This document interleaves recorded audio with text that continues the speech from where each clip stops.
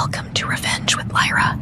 I want you to apologize to her, he said, voice low but sharp enough to cut through the dinner table's quiet. His hand rested protectively on her shoulder, his so-called best friend. Everyone stared. I swallowed hard, the words refusing to come. My name is Lena Hart, I'm 31. And if you think you know how this ends, stay tuned. Have you ever realized mid-conversation that your marriage was already over, that the apology they wanted wasn't for peace, but for power? That night I said nothing, just nodded quietly, pretending compliance. His best friend, Maya, smirked, the kind of smile that feeds off humiliation. She leaned in and whispered, "Good girl."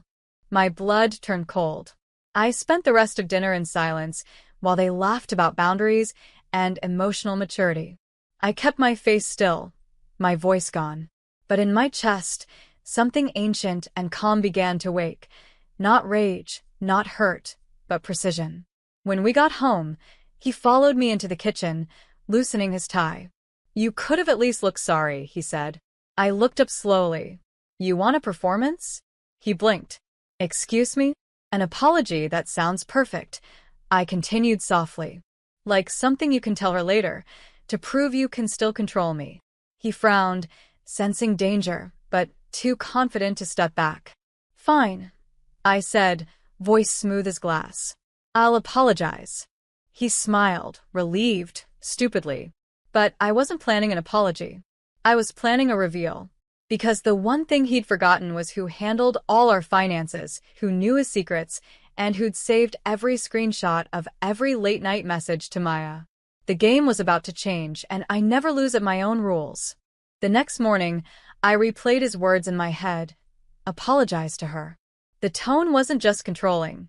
It was possessive, territorial. Like he wanted me to kneel.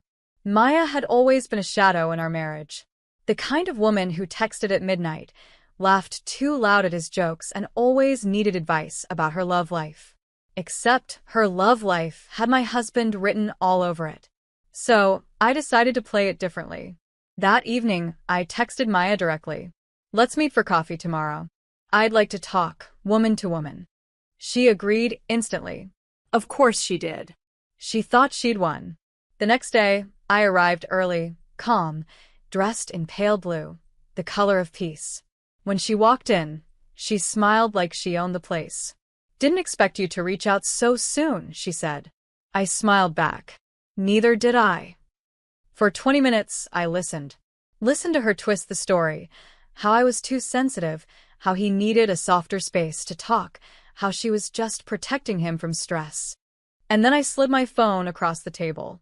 On screen, a compilation of screenshots, his messages to her, her replies, timestamps, photos. She froze.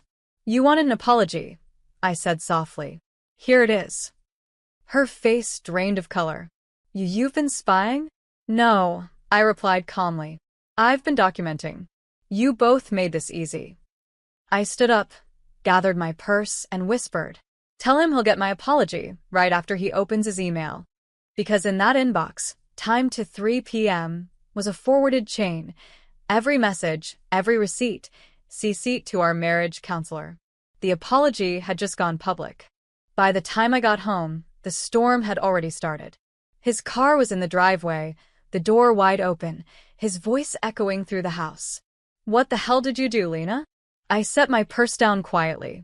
"I did exactly what you asked. I apologized." He slammed his phone on the counter. "You humiliated me in front of our therapist. You made me look like some kind of cheater." I tilted my head. "You are one." He froze, eyes narrowing. "You've lost your mind." "Maybe," I said calmly. "Or maybe I just stopped pretending not to see what's been in front of me for months." He ran a hand through his hair, pacing. "You can't just ruin my reputation like this." "Funny," I said. "That's what betrayal feels like, something you can't control." The silence between us cracked like thunder. He tried to soften, shifting to his favorite tactic. "You're overreacting. You always twist things." I was just being kind to her. "Kind doesn't require secrecy," I said, stepping closer. "And it doesn't come with deleted messages." He opened his mouth, but nothing came out. Then I dropped the next card. I've already spoken to our lawyer. The joint account is frozen. You'll get the papers tomorrow. He blinked, stunned. You're divorcing me over this? No, I said quietly. I'm divorcing you because you made me apologize for your guilt. He stood there, small, cornered, desperate. I grabbed my coat, the air thick with disbelief. Oh, and tell Maya. She might want to start job hunting. HR doesn't love emotional mentorship at work. I left him standing there with nothing but silence and shattered control. The game had changed. And this time, he wasn't the one moving the pieces. The next morning, I woke up to a dozen missed calls from him, from Maya, even from his mother. I didn't answer a single one. Instead, I packed a suitcase, brewed coffee, and sat by the window, watching the world go on as if nothing had happened. But inside that house, everything had shifted. At 9 a.m., I walked into our lawyer's office, calm and deliberate. "Are you sure about this, Mrs. Hart?" he asked gently, flipping through the file I'd sent in the night before. "Completely," I said. "I've already backed up all evidence, messages, call logs, even the company records showing he used our joint funds to cover Maya's trips." The lawyer nodded. "This will go smoothly. You've documented everything." By noon, my phone buzzed again, this time with a message from him. "You didn't have to do this. We can fix it. Please just call me." I stared at the screen, remembering the night he'd made me apologize for nothing. The way he'd looked at me, like a trophy that had spoken out of turn. I typed slowly. "You taught me how to stay quiet. Now you'll learn what silence really feels like." Then I turned my phone off. That afternoon, Maya's name began trending online, a leaked email thread showing she'd been using company money for travel coaching sessions. I didn't leak it. I didn't have to. The truth has a way of finding daylight once the lies start breaking apart. By evening, the HR department issued a statement. By night, she was suspended. And by morning, my husband was alone. Reputation cracked, career questioned, and marriage dissolving. He wanted me to apologize. Instead, I made him answer for every word he ever said. By the end of the week, his perfect facade had shattered completely. The man who once corrected my tone at dinner was now begging in broken sentences. He showed up at my office lobby, eyes hollow, tie crooked, holding a single white rose, as if symbolism could rewrite history. "Lena, please. You've made your point. Don't destroy me." I stood still, every memory of his humiliation flickering through my mind. The dinners, the subtle insults, the night he made me apologize.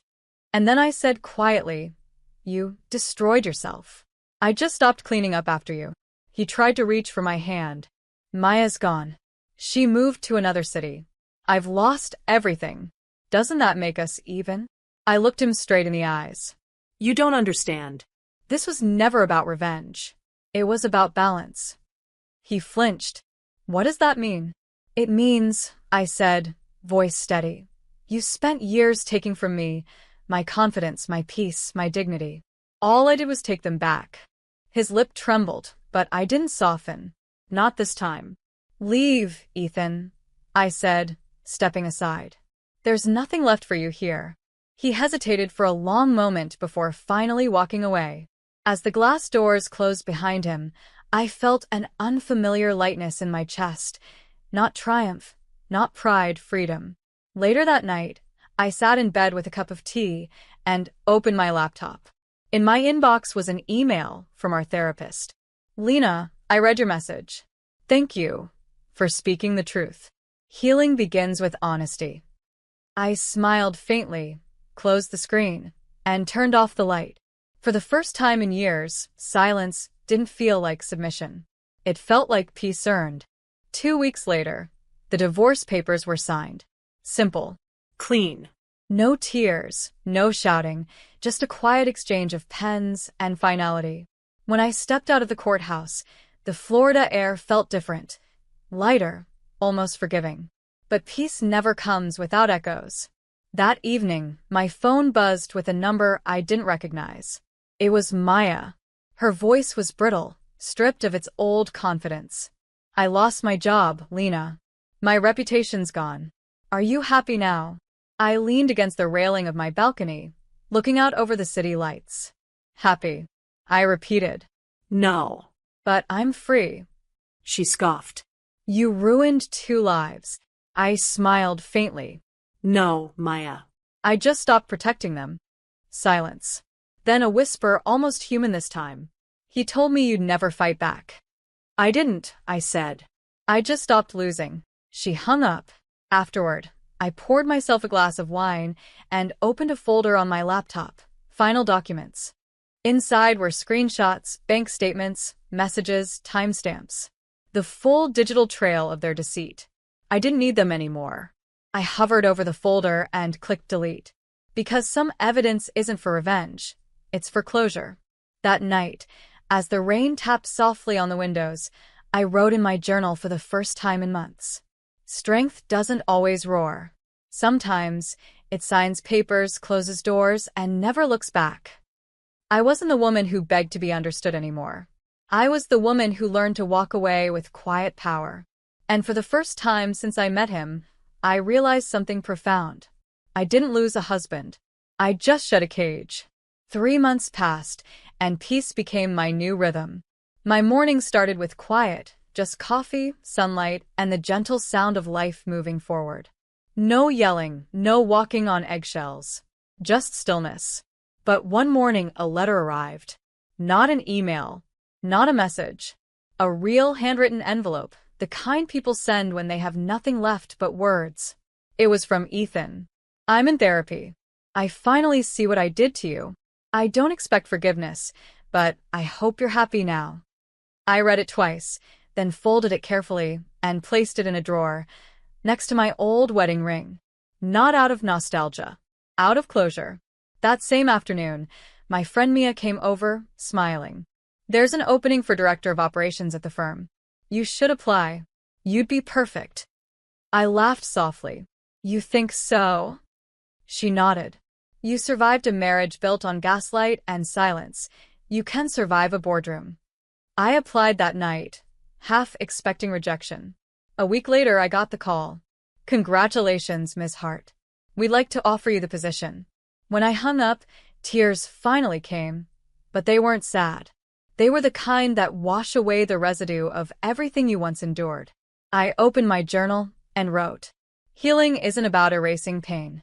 It's about turning it into direction. For years, Ethan's control defined me. Now my boundaries did.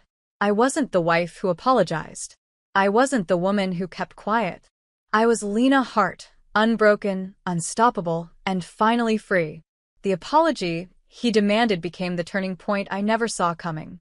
And the silence he mocked became my greatest weapon. A year later, I stood in front of a room full of women, strong, quiet, brave, as I spoke at a local empowerment conference. The banner behind me read, Rebuilding After Betrayal. I smiled, steady and sure. Sometimes the apology they demand, I said, is just their way of keeping control. But the moment you stop explaining yourself, that's the moment you start living. The audience was silent, listening, breathing the same truth I'd once been too afraid to speak. After my talk, a young woman approached me, clutching a notebook. I saw your article about setting boundaries, she said softly. It helped me leave a toxic relationship. Thank you. I held her hand and whispered, You did that yourself. That night, I drove home with the windows down, the city lights passing like memories I no longer needed to keep. My apartment was warm, filled with small reminders of my new life, flowers for my team, the framed photo of me at my first company award, and a single candle burning quietly on the table. I poured tea, opened my journal one last time, and wrote, Peace isn't the absence of pain. It's the choice to stop returning to it. Then I took out the last thing that connected me to Ethan, the letter he'd sent months ago, and fed it to the flame. The paper curled, blackened, and vanished, taking every remnant of apology, guilt, and regret with it. The fire flickered softly, reflected in the window like a heartbeat finally settling. I wasn't the woman who needed his validation anymore. I was the woman who found her own. And that was the only closure I ever needed.